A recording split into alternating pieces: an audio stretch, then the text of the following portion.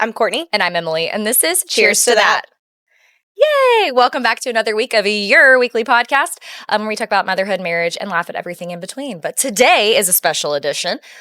Second monthly. I want to say second annual. But it's second monthly. You know what I'm trying to say. This is our second book club book. Yes, I gotcha. Reveal. Mm-hmm. Yes, we're going to break it down. Talking it. We're not going to physically break it down. You will not see us dancing in front of the camera. We're going to recover the book. We're going to rebind it on this video. We are talking about The Wedding People by Alison. I'm hoping I'm not butchering this, Espach. Yeah, I assume that's how you pronounce it. We'll go with that. So let's just get into our normal stuff, and then we'll get into our book club talk, our book talk, our club talk. So how has your weekend been? Let's recap just everything. I don't even know where to start. Yeah, so we had book club Friday. Yes. True delight. It was amazing. We had a really good turnout. Yeah, we had so many people. It was at your house. And it was just fun. Like, it was so there's fun. always this fear that you're gonna get together, and this book was so different from our first book club book. So I was worried that the conversation would not be there, but it was great. Mm-hmm. We had such good talks. Everyone was great. And I feel like people this time were more comfortable as well. And so, I talked to one of the girls after, and she was like, the first time I was really nervous, so I didn't talk much about the book. But this time I came in and I was ready to, because it's a loud group. So it's you have to kind of put yourself out there. But everyone, I feel like, and also we did, and I'll tell you guys how we structured it. So you had the cards with the questions on them. Yes. And you gave out 5. It's such a teacher move, but I loved it. So you gave out 5 cards, and you're who wants to volunteer to read a question? And so we had volunteers. It's so funny. You cannot take the teacher out of a person. Once you have been a teacher, you can't stop yourself in those situations. But it does. You're we will not be cold calling or popcorn reading. We are not going to induce anxiety on anyone. Mm-hmm. You have to volunteer to read. This is at your own will. And so we went around, and then on one of the questions, we decided to go around the circle and tell what who our favorite characters change was. Yeah. And I really like that, because even if no one really had anything to say, they at least got a chance to talk, which is really important to me. I want everyone to feel invited and welcome and comfortable. And then after that, it's your choice whether you want to share or not. Sure. But at least it gives you the opportunity kind of to have the floor for a minute. Yes. So I really liked that. And if you want to go on a tangent, here's your time. Yes. Go forth and tangent. But yeah, no, it was so good. And pro tip, having it catered was the easiest thing. Mm-hmm. My cleanup was easy. My prep was so easy. So we did our local Italian restaurant, and I ordered chicken Alfredo and spaghetti, and then I just made my own salad, because I feel sometimes salads are just they're kind of overpriced if you're going to, and they're not even very that good restaurant sometimes. salad is not elite, but everything else is good. I'll just make it myself for literally a quarter of the price. But it was just so easy. Everything was easy. Everyone cleaned up after themselves. Not that there was much to clean up, but in the morning, all I had to do was move the chairs back. That's it. That was all that was left. It was beautiful. And you told me that, and I said that's because it was a group of women. Yeah, no, literally. It's women with no kids around. We will take care. We will take care of that kitchen, because I had some girls start trying to clean up, and I was no, don't worry about it.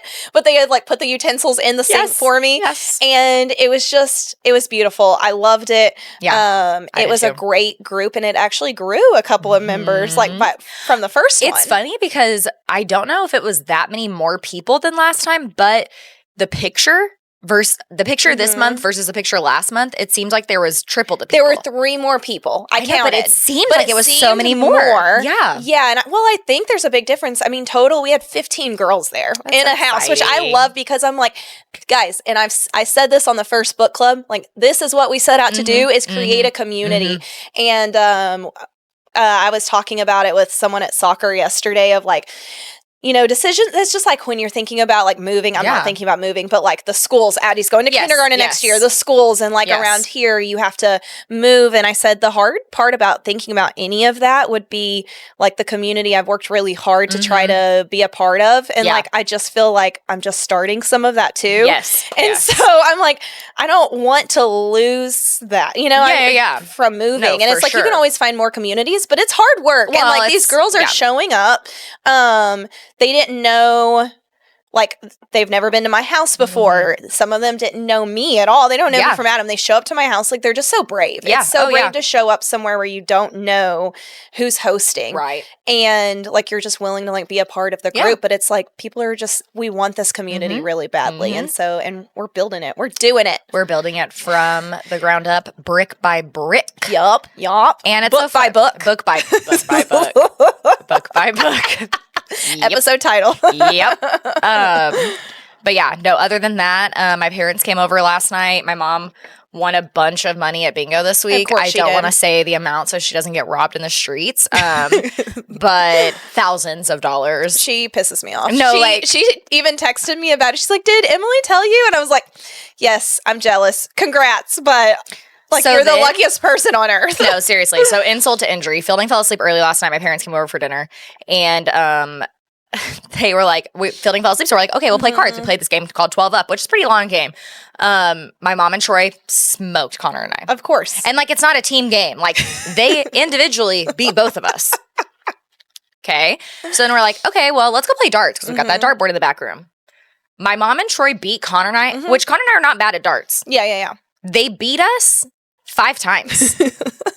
And my mom, it needs to be studied because the physics don't make sense. She throws darts. I swear to you, they move backwards. Like, she's throwing the dart and it's got negative force going forward. And she hits bullseyes. Of course. She hit, my mom. This doesn't surprise me whatsoever. You also forgot to mention that the next day after your mom won, they went to a casino and Troy also won money. Correct. They said, "Oh, Emily, you had fun last week. You won money at a casino. Let me one up you. Let me make yours look like pennies." Yeah. So that's been my weekend thus far. Yeah. But and we went to a birthday party yesterday. Ezra and Joey's birthday. So fun. It was fun, and the kids had a blast. Like, they played their little hearts out. I don't know how Fielding didn't take a nap after that, but yeah. My kids slept for like the entire afternoon. So yeah, rub it in. How was your weekend? You had a busy Saturday. So it was just kind of like wild. I'm going to back up a little bit because I had that conference that I went to where I drove to Austin, and it was so fun. Like, the conference was because I know these people from work, but like meeting them in person is so, it's just like more exciting, I think, like making those like connections physically, I guess, being there with them. And so I did that, came back on Tuesday, and then the rest of the week was just busy because it felt like I was just catching up the entire week. Yeah. Friday hosted Bunko, Nope, did not host Bunko. I hosted book club. It's almost like an anagram. Like, you're real close. You're real close. Yes, hosted book club Friday night, and then Saturday it was like first thing in the morning. We woke up, got up for soccer for an 8:30 game, which means that we had to leave the house by at least 8 o'clock. And then went to Target, got the birthday presents, went to the birthday party. And then yesterday, we ended up just spending the afternoon. Tucker slept for like 5 hours. Addie fell asleep on the couch, but refused to admit that she napped. She goes, "No, Mom, I was just closing my eyes." I showed her the picture of her falling. I showed her the picture of her asleep on the couch. She's crying. I didn't fall asleep. I'm like, what's so wrong with a nap? Devastated. Weird hill to die on. No. Why? Why are you fighting me Naps over this? Are great. I showed you a picture. And then you sent me a picture of her crying. She's like, telling me she didn't nap, and she's got one single tear going down her face. I'm like, what? No, it was so dramatic. But all of that to say, and I know there's a specific word, and instead of Googling it before this, I thought I would just ask you if you knew it. I'll try but when you feel like you're an extroverted introvert, do you know what I'm talking about? Yeah, I think it's just called being an extroverted introvert. Okay, I don't think there's a term for it. Specific name, because I like to get out. I like to do things. I like to socialize. Yeah. But I felt like yesterday I had to stop and recharge my battery. I'm still feeling like it's almost like a hangover, but hangover from socially. Yes. Socially. You and I are the same way with that. I think that's why we get along so well, because we are like we like to go out and do. And when we're doing it, we're going to do it. Yeah. We're 100% in. But what recharges both of us is like quiet time at home. Let's relax. Yeah. No one make any sudden movements. Yeah. Well, and you even invited us over yesterday afternoon, and I was like, I just can't. Like, I can't. And I have like some sinus thing right now, and so like that's like 25% of it. But I literally feel like I have like this like almost exhausted like hangover. No, you need just trying to recharge. It's kind of wild. Well, you had a busy week and then a busy weekend, and then tomorrow we're traveling for work for the day, little day trip. Yeah. We're boss babes. We're boss babes. I know. CEOs. Yeah, we have to travel for work. Darn. It's so crazy. Except what's funny is usually like I don't get Sunday scaries whatsoever because like I know Mondays, like it's just a Monday. I'm at home. Like it's so different. I don't get Sunday scaries anymore. And then today I woke up and I was like, oh man, like I feel like I have to get a couple of things in order knowing that we're going to be traveling tomorrow. Tomorrow's going to be a long day. So it's just funny because in my mind, it's like I've already made that switch back to like working in person when you're like, okay, Sunday, I'm going to go in and like get some things in order to do. So it's just how my brain processes. For sure. Mine more like, I feel like I get Sunday scaries for sure. But whenever we go to testing and we have to go in person, I get the same mentality. And it's so funny. Like I didn't realize this is how I felt whenever I worked in person for years. But I feel like, how many more days do I have to wake up early? Like I start getting almost depressed about knowing I'm going to have to get up so early, like multiple days in a row. And I'm like, I'm so tired. Did you realize though that after this week, so we have Monday and then obviously the rest of the week to work. And then the other 4 days. But after that, it's spring break. I know. It's freaking spring break. Bless. Now, let me tell you why I'm not excited about spring break. Yep. Because I'm going to potty train. Same. Which I've been talking about since we started the podcast. Everyone's like, please, for the love of God, just get it over with so we don't have to hear about it anymore. Y'all are going to hear about it because I know he's going to traumatize me. But you know what? Maybe he'll do great. I don't know. Yeah. We'll see. But you know what you should do? Like while he's sleeping at night, just whisper in his ear so it's in his subconscious. Like, you will potty train easily. Use the toilet. You will pee and poop in the toilet. To use a toilet. Yeah, I'll get right on that. Fielding would like slap me in the face if I had talked. Connor and I were like talking over him last night when we got in bed, and Fielding was already asleep because he went to bed early. And we were like, I don't even know what we were talking about. We were laughing though, and Fielding like got so pissed off at us. He was like, "No!" We're like, "Oh my God." Okay, quiet time, quiet down. Quiet down, little buddy. So it's funny to think, though, about like last year's spring break, we were getting ready to go to Florida. And then this year's spring break is so different. And it kind of sucks with potty training because you have to be all in. And like I wasn't all in on Christmas break. And like Tucker wasn't ready. Yeah. But like Tucker wasn't ready as well. Yeah. There's multiple factors to it. But I was like, man, like on spring break, I really want to take the kids to the zoo or something. And like, I think we should still. Yeah. But it makes you feel a little bit more stressed because when you know you're going to be potty training, it's like, it's going to be tougher. I'm planning to potty train more towards the middle of spring break. So why don't we no, that's perfect. Why don't we do zoo first? Like, let's do all the fun things. Perfect, yes. Until we hate going out in public. And like we have to recharge. No, I love that. Yes. And then we'll just potty train together. No, that's perfect. And my aunt's coming in like that second weekend, so she'll be there to also help me keep my head on my shoulders. Good because luck. Tucker the last time just demanding a Hershey kiss every time he sat on the toilet. Not even go to the bathroom. So I'm like, I have to try a different tactic. He's too food motivated for me. I know, and then Fielding's not Fielding's not motivated by anything. Yeah. What you need to do is like just because you have so many cars, just hide some, like put them away and act like they're new. Yeah. So that way you're not going out and buying anything. No, I'm not just act like they're child new toys. Are you kidding? I know that's your favorite pastime, my favorite pastime is buying my kids clothes. Like I absolutely love buying them little outfits. I like buying Fielding Lightning McQueen shirts because he gets so excited. It's like lightning. But yeah, it's gonna be great. It's gonna be good. Something. If you guys have I would love to hear if anyone. I don't know if if anyone wants to message us with like advice. If you have a foolproof way to get your kid to go to the bathroom, Fielding doesn't even want to sit on the toilet. He is in no way showing signs of communicating with me whenever he has gone to the bathroom. Well, like I said, I mean, Tucker he'll say like, I poo-pooed, but then I'm like, okay, let's change your diaper, and he runs off. So I know, but at least even if they communicate, he's still not wanting it changed, though. Yeah. And that's the part. It's like they're supposed to they don't want that feeling. Yeah. And I'm like, no, Tucker wants to run around Fielding hides for with me. his dirty diaper, and he thinks it's hilarious for me to chase after him. These so boys, I swear.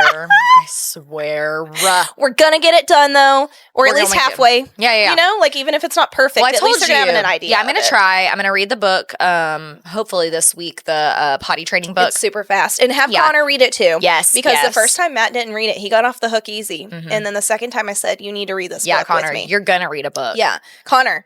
And Matt, and actually Matt probably needs to review it, and me too. So everyone's reading. We're gonna make a little book club for just this week, but we'll spare you guys the details, and we won't go over the. Yeah, we're gonna do a recap on how to potty train in 3 days. It's gonna be what it is. But like we've talked about, he has to be potty trained by next school year. So if this is a total colossal fail, I have all summer. Yeah, it's summer. But I'm ready to try. Yeah, I'm proud of you. I'm proud of you because that's the hardest part is just getting started with it. And you've already ordered like all of the stuff because you ordered that like back in the fall. So you're good with that. Like check. I got more books, like little Paw Patrol books that he can read. He's not interested. And there's no cars potty training books because Lightning's a car. Yeah. Well, he can refuel at the station. I mean, like, but we don't need him to put input. We need output. He has an oil leak. Fielding has no trouble drinking water. I mean, like, Lightning McQueen's not going to go sit on a toilet, you know? Yeah. But that's a tough situation. Maybe I'll illustrate a book.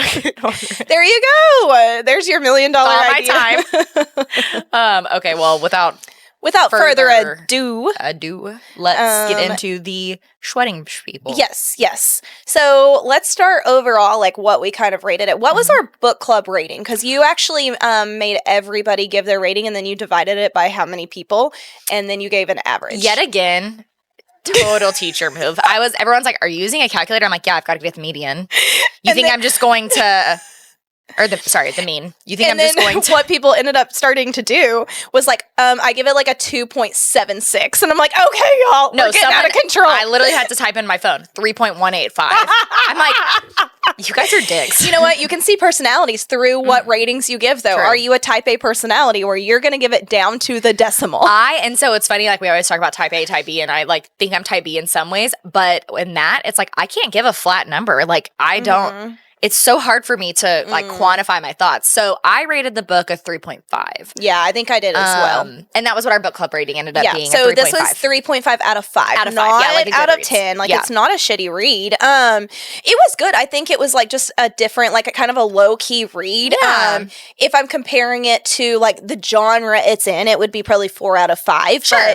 But comparing it to like just books. I don't know. Books are so hard to choose, and it almost feels like a lot of pressure. Well, because if everyone's giving it 3.5, it's like, was it a waste of time? But it still produced good conversation. Yeah, so I don't feel like it was a waste of time. I don't think it was a waste of time at all. I think that it's just hard whenever you're rating it's like apples to oranges, right? Like you're rating this against like the best book you've ever read. Like it's not the best book I've ever read, but it was enjoyable and it was like a lovely story. Like I liked it. And it had the vibes. Like I love. I think we talked about that last week. Like, the Nantucket-ish, like New England old money vibes. Like love the scenery, beautiful. Had the drama in it too. Yes, it was good. I would recommend reading it especially if you like this type of book.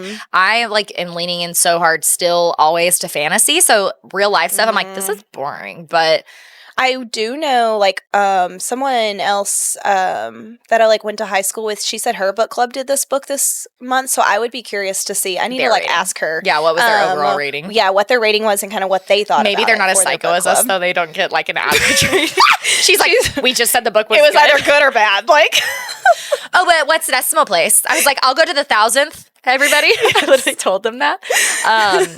Well, okay. So spoilers coming up. If you have not read the book and you want to read the book, I do want to give like an explanation of the book for those that have read it. Like, so if you haven't read it and you want to read it, quick spoilers. Little synopsis. Quick little synopsis. Today's episode of Cheers to That is brought to you by Kava Haven. Kava Haven is a non-alcoholic spirit for relaxation and social bliss. With 0 added sugars and only 30 calories per shot, Kava Haven is the perfect addition to your favorite mocktail recipe. If you'd like to have all the buzz with none of the booze, use our code Cheers to That 15 for 15% off. That's Cheers to That 15 for 15% off of your first bottle of Kava Haven at kavahaven.com. Find them at Drink Kava Haven on Instagram. Thanks for sponsoring our show. If you also don't want to read it, but you want to know what it's about, here you go. So there is a lady named Phoebe. She shows up to this beautiful hotel on the New England coast. And when she gets warning. There, yes. When she Major gets trigger there, warning. she realizes that there was a wedding going on.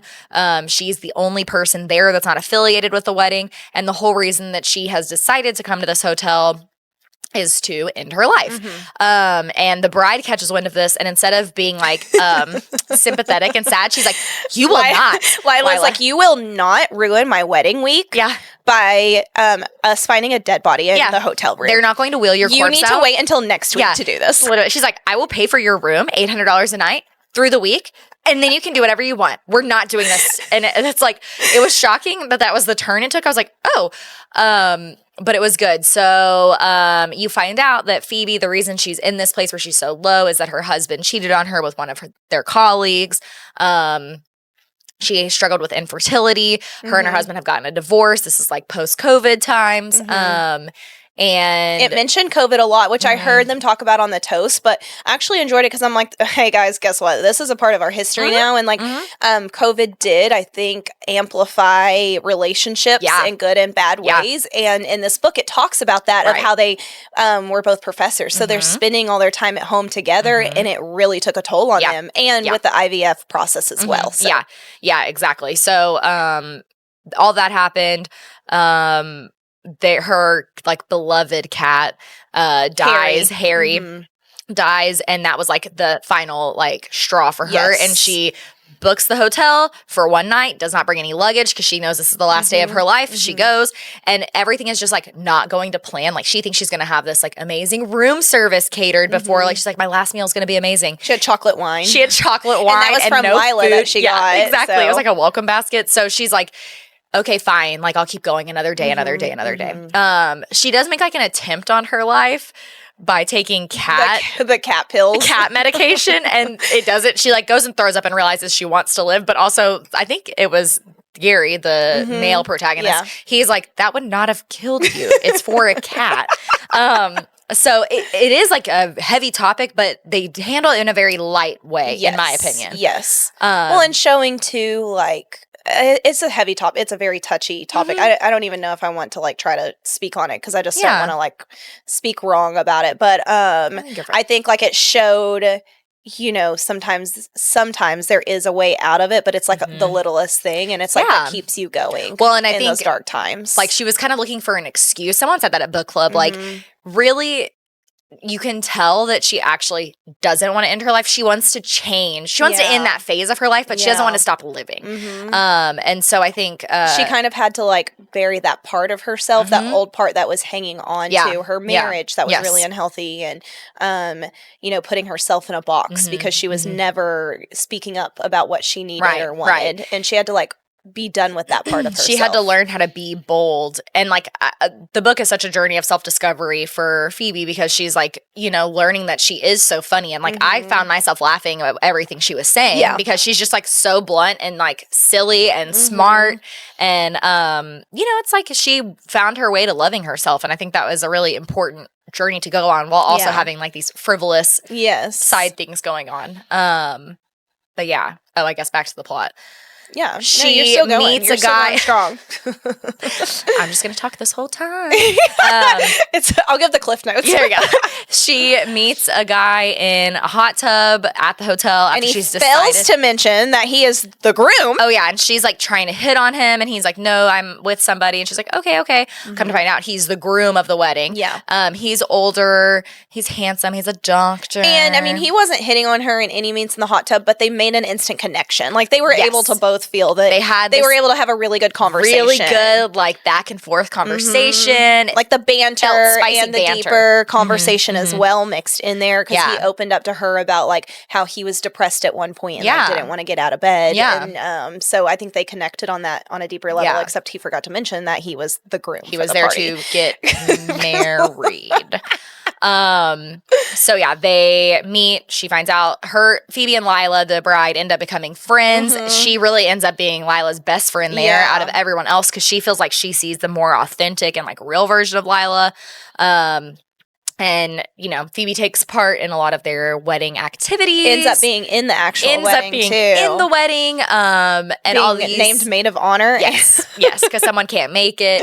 And then you find out that Lila is more interested in her. This is a confusing one. In the groom's brother-in-law, because the groom is a widower. Yes. So he was very close to his late wife's brother. And so that brother was at the wedding party, but turns out Lila was more interested in that brother even to begin with. And the brother was more interested in her too, but the Gary, the groom, like kind of, it all gets kind of mixed up and weird, and no one actually really likes each other except the people that aren't together. Yeah. It's really interesting, but so there's those dynamics. Anything else to add right there? I mean, ultimately the wedding gets called off over like a super minor detail, like the car is wrong, that Lila's supposed to go to the wedding in, and so she calls off the wedding, and she's like it's all wrong. We have to call it. The car, you called the wrong car. Yes. It's all done. But she was just looking for that final straw. Yes. Which is funny now that I'm thinking about it, because for Phoebe, Harry was the final straw. We probably talked about this in book club, but I don't remember. But for Phoebe, Harry was the final straw, and then for Lila, they both had those final straws where it was their breaking point of like, wait, this isn't what I really want from my life. What do I want?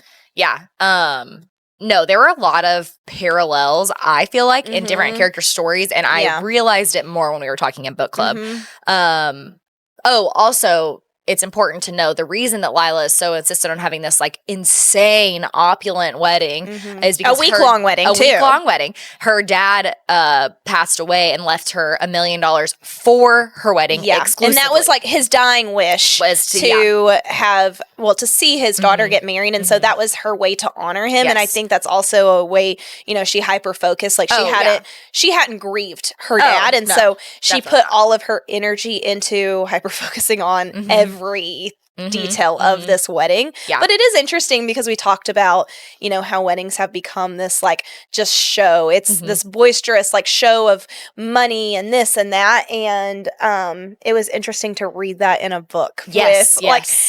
Because you can connect it to a real level of what weddings have turned into. And I was like, oh my God, this wedding sounds amazing. Like, I want to go. But at the end of the day, it sounds all of this and for nothing. Yep. You know what I mean? Like and we talked about that in book club, like the wedding becomes more of the focus than the marriage, and that's kind of the problem. I think that's what the statement was on society. So that's our recap. And if they would have focused on the marriage side of it, I think they would have, Gary and Lila would have realized long before that, but they had the wedding to distract them. Exactly. So. Yeah, for sure. Do you want to read our questions, or was there anything else you wanted to add? No, I mean, we could pick like one or two questions maybe to like go over. We had some really good conversations from these questions that came up. Thank you, Chat GPT. Shout out to our homie. If you're not using Chat GPT, like, welcome to this century, because it is going to change your life. Do you know, for Chat GPT, what I've done is I've put in things for my pantry and freezer I wanted to use up, and I said, make me a grocery or make me a meal plan, and it made me a meal plan. I'm like, you're kidding me. AI is going to be the end of us. But we're going to use it until then. I like it, though. Until it takes over the world, I'm using it. Have you seen the meme where it's like something about whenever I use ChatGPT, I'm making sure to say thank you and you're welcome. Because I'm always like, thank you. The meme says, like, it's like a person smiling at a robot, and it's like me saying thank you and please to ChatGPT so I get spared during the robot takeover. Yes. They're going to spare me because I was polite to them. I know, because I find myself wanting to say thank you, and I'm like, it's not I've done it once or twice, for sure. I've said thank you because I felt like they gave me a great response. Stop talking to me. It's like, this one, safe. We will spare this one's life. I marked on the nice list instead of the naughty list. It's Santa AI. Stupid. So I think one of the ones that like created the best conversation was which character's journey stood out to you the most and how did their relationships change throughout the story, because it was amazing to see how everyone started in this story and how they completely progressed and changed by the end of it. I really enjoyed getting to talk about that. And mine was actually, I really liked, I liked all of them, but I had picked Gary's to talk about. And I think I picked his because he had a daughter that was about 11 with his late wife. And it was just sad to see. He was marrying Lila because she gave him excitement, and that's what he thought that he wanted, because he was deep in the depths of grieving. Yeah. And then he realized, like, wait a minute, I'm not actually connecting with this person. Right. But it was just, I really liked seeing his character development of him, just changing throughout the story. Yeah. Well, and like realizing what he wants and what's best for him, his daughter, and their future. I can't remember who I picked. I liked, Phoebe's journey, like I said earlier, that journey to like loving yourself, I think. That was definitely the biggest one. Sure, for sure. Lila's journey to be honest with herself, I think, was really important. Yeah. I would have liked to see a little more humility in her. Like, she didn't, but she's supposed to be young, but she's also supposed to be like our age. And so I'm like, girl, grow up. Yeah. But I liked their journey. I'm trying to think. I liked the brother-in-law too. Like, he surprised me because he was kind of just like a goofball and like little, like, I don't know. And you can think about anyone in your life that's kind of like that. Like, are they ever going to settle down? But like, this is a guy who like is best friends with his sisters, his dead sisters' husband, and is like wanting to be a great uncle and around his niece all the time. And so I liked his journey, and the more I knew about him, the more I liked him. But the development, none of them were in the same place that they started. They all, the characters that were centered in the main part, all of them went through very transformative. A really good job about that and making them real life transformations too with everybody. I feel like no matter what, who you are when you start reading it, it's like you could connect with one of the characters at least, like just to see like yourself with like Phoebe, like coming into herself to be more confident in like her decisions or who she is as a person, and realizing like, oh, I do have these like good qualities or whatever, and being okay to admit that of like, oh, I like this about myself, and she had come into that, and so I really liked all of those. Agreed. I was just looking at one of the other ones. The other one was, how do the characters struggle with their identities? Oh no, hang on. I was trying to read this one. How do society's expectations of marriage impact the characters? Because the expectations of marriage, like that was at the center of everything. And we had a really good conversation about that. And one of the things we talked about was weddings to women, and it was, I think, especially validating because it was a group of women, but I feel like weddings to women are kind of the end all be all for your life. And so it feels like it's this huge moment that you have to have perfect. And it's going to be the most important day of your life forever. And you look like forward to this day and you build it up. But at the end of the day, like that day is going to pass and then you have to keep going. Yeah. And it's not just about this day forever, but I feel like there was such an emphasis. Even as a young girl, the goal, especially like our generation, is like Disney princesses. The goal is to get the man and get married and do the thing. But there's not, and that's an admirable goal too. But focusing on also what's going to happen after that is so important. Yeah. So I mean, like Phoebe, I feel like her wedding day was like, this is my life now. We're gonna be happy forever. And whenever that wasn't the reality, I think it shook her to her core. Yeah.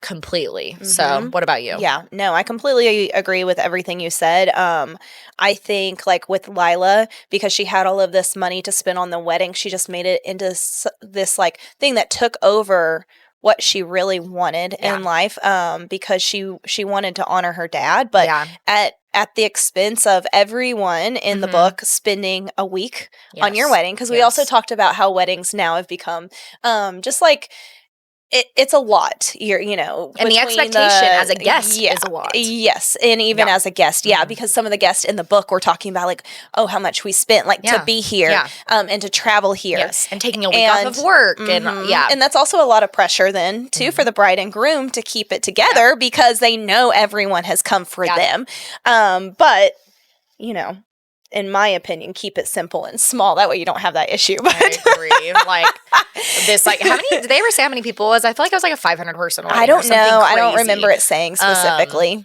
Yeah.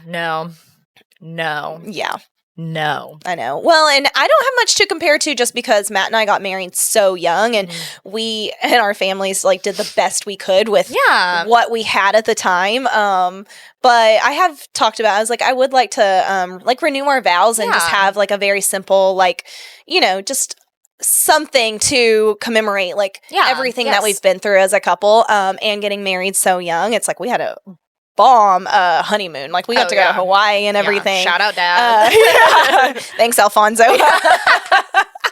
But and the wedding, I mean, it was super simple, but it had to be because like that's all we could do. Well, I was very, we were both very young getting married. But I wasn't that much older than Matt when y'all got married, Matt's age. But I feel like you just like knew how to put on a wedding. I just had no idea. I also think that that's growing up in a bigger city though. Like I think I was exposed to it more, but I will say the difference between like me, I got married in 2017, the difference between getting married in 2017 and getting married in 2022. Oh, for sure. Night and day. Like, I mean, my bachelorette party was like real simple. We went out downtown one night, no big deal. Like, it was not this like insane production. Like, I mean, I loved my wedding. It was beautiful, but like, it was not to the level that weddings are now. Yeah. Your wedding was definitely beautiful, but I know exactly what you mean. It's like, but it could be so much more. But your wedding, I freaking loved your wedding. I loved my wedding, and my favorite thing from my wedding is a photo of you dancing with Connor's, Connor's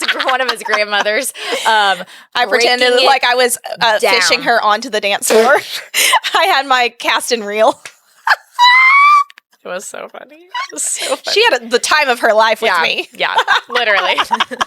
Hilarious. But yeah, I think it's like you're saying, there's just this expectation for it to be this huge thing, and then you have this come down. It's like you were saying with like your battery, you have like a hangover, and I think you have like a wedding hangover. I know I felt that way when my wedding was done. I was like, I've spent so much time planning this and looking forward to this. Now what's next? Like, what do I do with my life? And especially like for Phoebe in the book, it's like she did that and then COVID hit for her. And I don't know the exact time span, but it's just interesting to like have that in there too. I will say, I think something that like, it's kind of the thing we don't talk about, but like weddings are part of what makes it so fun is it's like this day where everyone is like so excited for you. And it's oh my gosh, like, I mean, everyone's telling you how beautiful you are and they're so happy for you and it's so amazing. And I think that like you're chasing that high after that because there's never going to be another time in your life where you are like treated that way until you have babies. Yeah. And I think that that's like why that cycle happens. A lot of people like get married, have kids because it's like you're chasing that high of it being like so exciting. And so I think for Phoebe having the infertility issues, she was trying to chase that high of like of having that experience again and feeling like special with her husband and she wasn't able to, and I think that hurt their marriage. I did like that aspect too because so many people struggle with infertility and if you've ever been through IVF, like the money and the time and the stress, I can't even imagine. Like I can't begin to understand what that feels like or what that seems and like. what that would do to a relationship. But the stress that it puts on your relationship.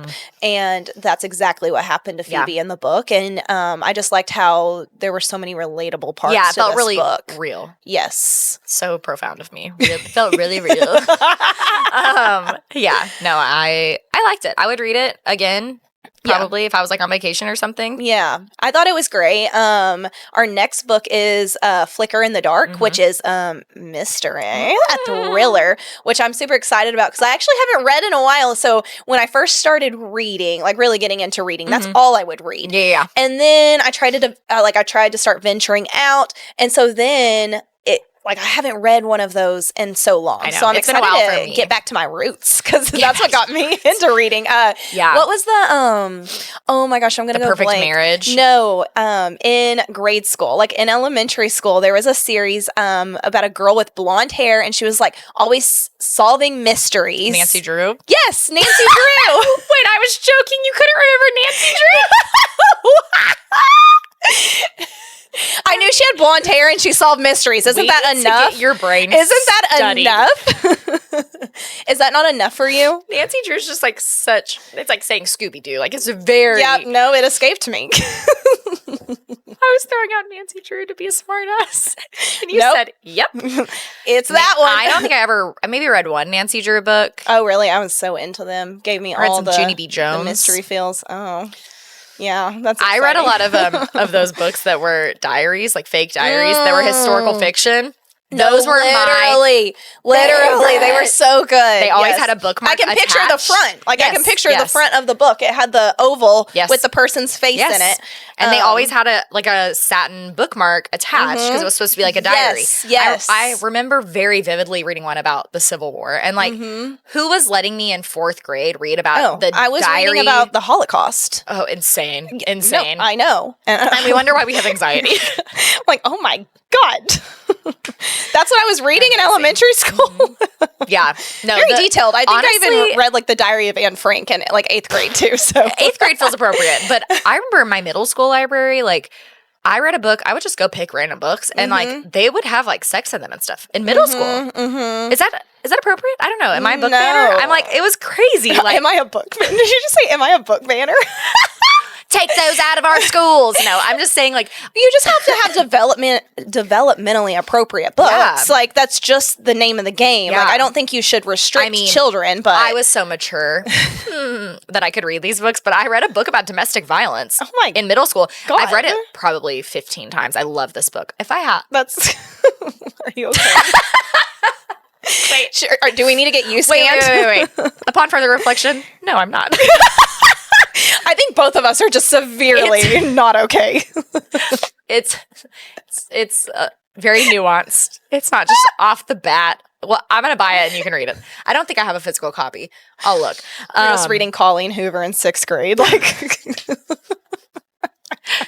no, it was almost worse than that, honestly. But yeah, I read that. And then I read a book about a girl that had vitiligo with like the disease where, I don't know if it's a disease, but a skin mutation where you have like white patches on your skin, African Americans have it. Yeah. And she was homeless, and the whole thing was like how she had like vitiligo and was homeless.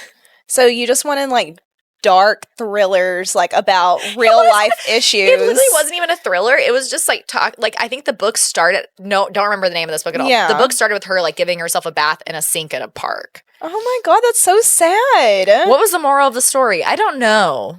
Just like what kind... Oh, the moral of... I thought you meant this story. That we're like talking about all the weird books that we used to read as like kids. The moral of the story is that we're talking? No, like what was the moral of that story? Yeah. Like, I don't remember anything except those details. It's funny the things that stick out in your mind about... Like the things that impacted you as a kid. Yeah. My sister and I were talking about... we obviously didn't watch this together, but... It's a movie, but it was about the girl who was like living in Walmart and had a baby inside of Walmart. Where what the heart wants. Deep in the heart. Something with like Natalie Portman. Yeah. I don't even remember the moral of the story, but I remember her riding in a car that had like no bottom. Yeah, and her shoes fell out. And her shoes like.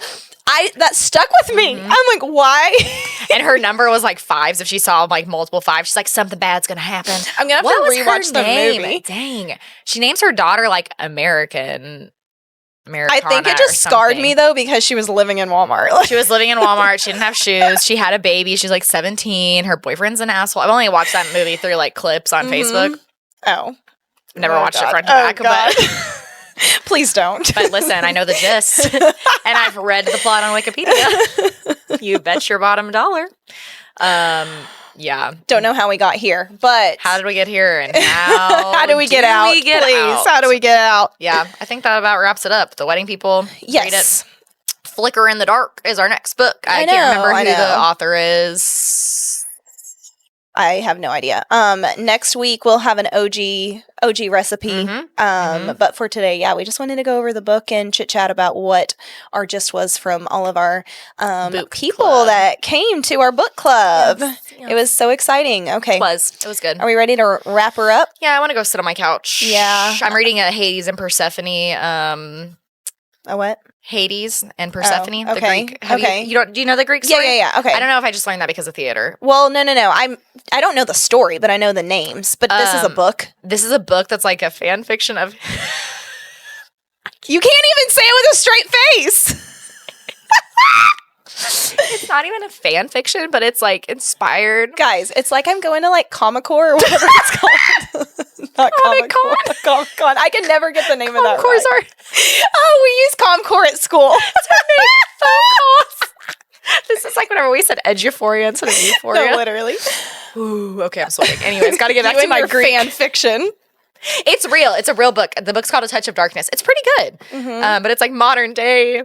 Am I ever gonna come in and like you're dressed as like one of the Greek goddesses? Honestly, well, I was telling someone whenever I was doing hair the other day, I was like, yeah, I'm reading this like Hades Persephone thing, and it's really similar to this graphic. I like can't even talk about it. Like a graphic novel or what? It was like a graphic novel, but it wasn't even a novel. It was online. I had to like log into this weird thing, and it was like a comic, and I had to read it like wait every week. Did the person that you were doing their hair, did they ask you like, oh, is this for like an English 2 literature assignment? Why are you reading this? She was like, oh, cool. She's like, where do I go with this conversation? That's what I like to do. Leave them with nothing left on the table. That sounds about right. Speaking of. On that note, see you next week. All Cheers. right, bye. Cheers.